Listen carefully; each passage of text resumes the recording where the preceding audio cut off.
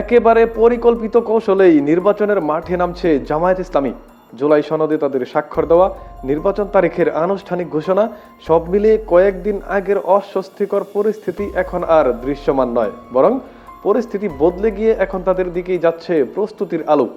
এরই মধ্যে জামায়াত গড়ে তুলেছে বড়সড় একটি 10 দলীয় রাজনৈতিক জোট, যা তাদের নির্বাচনী শক্তিকে আরও সংগঠিত ও বিস্তৃত করেছে।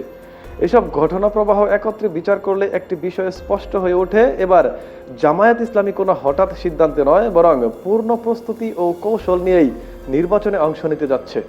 ধরা যাক, ময়মনসিংহ 5 আসনে মোট ভোটার সংখ্যা 10,000। বাস্তবতা হলো এই আসনে বিএনপির ভোট ব্যাংকই তুলনামূলকভাবে শক্তিশালী, ফলে এখানে জয় পাওয়ার সম্ভাবনা জামায়াতের জন্য খুব একটা আশাব্যঞ্জক নয়। ঠিক এই জায়গা থেকেই শুরু হয় তাদের কৌশলগত ভাবনা। পরিকল্পনা অনুযায়ী ময়মনসিংহ 5 আসনের এই 10,000 ভোটারকে ময়মনসিংহ 6 আসনের ভোটার তালিকায় হস্তান্তরের আহ্বান জানানো হয়। উদ্দেশ্য একটাই, ময়মনসিংহ 5 ও 6 আসনের ভোটারদের শক্তিকে একত্র করে এমন একটি সমীকরণ তৈরি করা, যাতে শেষ পর্যন্ত এই আসনে জামায়াতের জয় হয়। রাজনৈতিক অঙ্ক কষার এই ধরন নতুন কিছু নয়। অতীতেও ক্ষমতাসীন আওয়ামী লীগ আমলে ভোটার সংখ্যা, আসন বিন্যাস ও সীমানা পুনর্গঠন নিয়ে নানা ধরনের যোগ বিয়োগ দেখা গেছে। 2008 সালের জাতীয় নির্বাচনের আগে সারা বাংলাদেশের নির্বাচনী সীমানায় পুনর্বিন্যাস করা হয়েছিল। তবে এক আসনের ভোটারদের প্রকাশ্যে অন্য আসনে গিয়ে ভোটার হওয়ার আহ্বান, এমন উদাহরণ আগে খুব একটা শোনা যায়নি। সেই অর্থে বলা যায়, এই ধরনের ভোটার ইঞ্জিনিয়ারিং কৌশল প্রথমবারের মতো আলোচনায় এসেছে জামায়াত ইসলামীর হাত ধরেই। আর এই কারণেই বহু রাজনৈতিক বিশ্লেষকদের মতে বাংলাদেশের সবচেয়ে পরিকল্পিত ও সুসংগঠিত রাজনৈতিক করে যে দলটি, তার নাম জামায়াত ইসলামী। জামায়াত ইসলামীর সংগঠন কাঠামো শুধু উপরের নেতৃত্বে সীমাবদ্ধ নয়, তৃণমূলের একজন রুকন থেকে শুরু করে আমির পর্যন্ত পুরো ব্যবস্থাপনায় অত্যন্ত সুশৃঙ্খল ও পরিকল্পিত। তাদের সাংগঠনিক কার্যপদ্ধতি, সিদ্ধান্ত গ্রহণের ধরন, এমনকি অর্থ সংগ্রহের কৌশল, সবকিছুই অনেকের কাছে বিস্ময়কর বলে মনে হয়।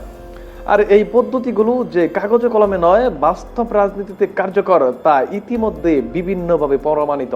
সাম্প্রতিক ইনোভেশন অনলাইন জরিপ অনুযায়ী 2026 সালে সরকার গঠনের ক্ষেত্রে 40% মানুষ বিএনপিকে এগিয়ে রেখেছে। একই জরিপে জামায়াত ইসলামের প্রতি সমর্থন জানিয়েছে 31% মানুষ, আর আওয়ামী লীগের পক্ষে মত দিয়েছে 18%। এই পরিসংখ্যান যদি মোট 12,61,00,000 ভোটারদের প্রেক্ষাপটে ধরা হয়, তাহলে প্রায় 31%, অর্থাৎ আনুমানিক 4 কোটি ভোটার সরাসরি জামায়াতকে ভোট দিতে আগ্রহী। এটা মোটেও ছোট সংখ্যা নয়। এই হিসাব ধরে এগুলো বলা যায়, এককভাবে অন্তত 120টি আসনে জয় পাওয়ার সম্ভাবনা তৈরি হয় জামায়াত ইসলামের জন্য। এর বাইরে 10 দলীয় জোটের শরিকদের জন্য তারা প্রায় 110টি আসন ছেড়ে দেওয়ার পরিকল্পনা করেছে। সেই আসনগুলোর মধ্যে যদি শরিক দলগুলো মাত্র 30টিতেও জয় নিশ্চিত করতে পারে, তাহলে আগামী সরকার গঠনের কেন্দ্রবিন্দুতে চলে যাবে বাংলাদেশ জামায়াত ইসলামী। জামায়াত ইসলামী এখন আর শুধু নৈতিকতা বা ধর্মীয় আবেগের রাজনীতিতে সীমাবদ্ধ নেই, দলটি কার্যত একটি স্ট্র্যাটেজিক গ্রোথ মডেল অনুসরণ করছে। দেশের প্রতিটি গুরুত্বপূর্ণ অঞ্চলে তাদের আলাদা আলাদা অপারেশন ইউনিট সক্রিয়। কোথাও কন্টেন্ট তৈরি হচ্ছে, কোথাও ভেতরের তথ্য ও মাঠের ডাটা সংগ্রহ করা হচ্ছে, আবার কোথাও সামাজিক যোগাযোগ মাধ্যমে পরিকল্পিত জনমত গঠনের কাজ চলছে। বর্তমান বাংলাদেশের রাজনীতি যে অনেকটাই মানুষতাত্ত্বিক লড়াই, এই বাস্তবতাটা জামায়াত খুব ভালোভাবে বুঝে ফেলেছে। যেখানে বিএনপি এখনো আবেগ নির্ভর বক্তব্য আর স্লোগানে ভরসা রাখছে, সেখানে জামায়াত কাজ করছে অ্যালগরিদমে, ডাটা ও আচরণ বিশ্লেষণের উপর ভিত্তি করে। তাদের সাংগঠনিক পরিকল্পনা দেখলে মনে হয় যেন পুরো বিষয়টি বৈজ্ঞানিক গবেষণার মতো সাজানো। এই জায়গা থেকেই একটা প্রশ্ন উঠে আসে, অন্য দলগুলো এত পিছিয়ে কেন?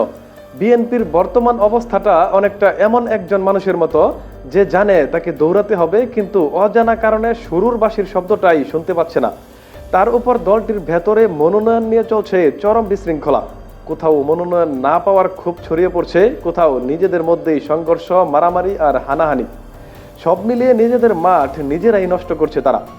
এর বাইরে কেউ কেউ বিদ্রোহী প্রার্থী হয়ে স্বতন্ত্র নির্বাচন করছে, আবার কেউ কেউ সরাসরি জামায়াতে যোগ দিচ্ছে।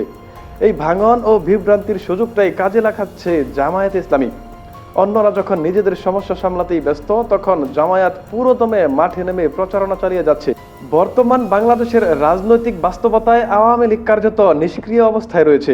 তারা নির্বাচনে অংশ নিতে পারছেন না, কিন্তু বাস্তবতা হলো এখনো তাদের হাতে রয়েছে প্রায় 18% ভোট পড়ার সম্ভাবনা। এই ভোট ব্যাংকটাই এখন নতুন করে রাজনীতির বড় ফ্যাক্টর হয়ে উঠেছে। প্রায় 18% ভোট নিজেদের দিকে টানতে জামায়াত ইসলামী ইতিমধ্যে নানামুখী কার্যক্রম শুরু করেছে। অন্যদিকে বিএনপি এই জায়গায় অনেকটাই পিছিয়ে। বাস্তবতা এমন পর্যায়ে পৌঁছে গেছে যে বলা যায় আওয়ামী লীগের সম্ভাব্য এই 18% ভোটারের মধ্যে অন্তত 10% ইতিমধ্যে জামায়াতের দিকে ঝুঁকে পড়েছে। এর পেছনে একটি বড় মনস্তাত্ত্বিক কারণ কাজ করছে। আওয়ামী লীগের অনেক ভোটার মনে করছেন তাদের শাসনামলে বিএনপির নেতাকর্মীদের উপর যে ধরনের দমন-পীড়ন হয়েছে, বিএনপি যদি ক্ষমতায় আসে তাহলে আওয়ামী লীগের নেতাকর্মীদের উপর তার চেয়েও কয়েক গুণ বেশি প্রতিশোধমূলক আচরণ হতে পারে।